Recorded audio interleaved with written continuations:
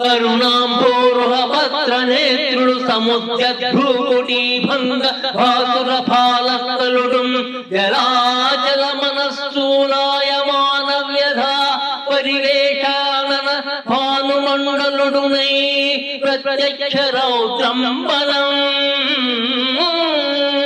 నరకాలంబ విజృంభణంబు తెరపన్ నారాయణుందాకృతిన్ నరకాలంబ విజృంభణంబు నెరపెన్ నారాయణుందాకృతిన్.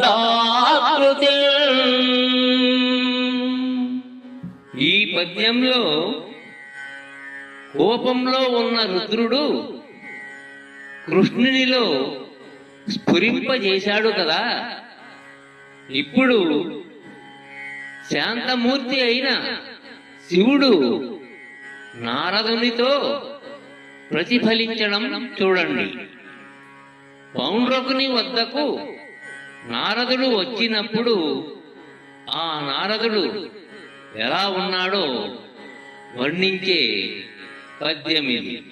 ప్రాళేయాంసు మరీచి నిర్మలతను భాగంబు కృష్ణాజిన వ్యాలోలామల యజ్ఞ సూత్రములు సంసాసక్త వీణాలతాలాలిత్యంబు లలాటికారుచులు రాలం నారదుండిచ్చలం కైలాసంబున నుండి వచ్చే కలహోత్కస్వాంతుడు అచ్చోటికిన్.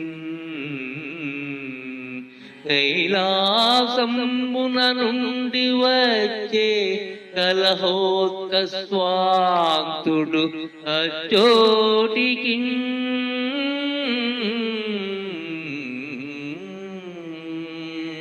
కలహోత్కస్వాంతుడు అచ్చోటికిన్ కైలాసమున నుండి వచ్చే.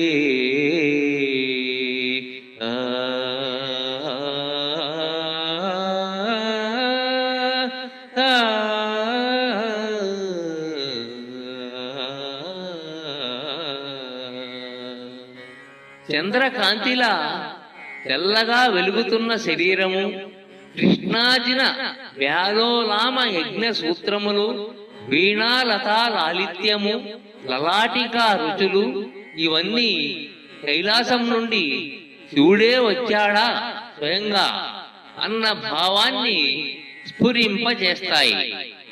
రౌద్రము, శాంతము రెండు భావాలు. కృష్ణుడు, నారదుడు ఇద్దరు వ్యక్తులు. ఒకరిలో రౌద్రమూర్తి అయిన శివుడు, మరొకరిలో శాంత స్వరూపుడైన శివుడు.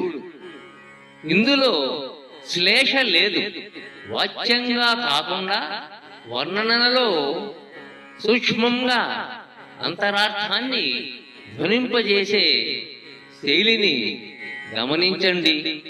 అది నాచన సోమన యొక్క గొప్పదనం.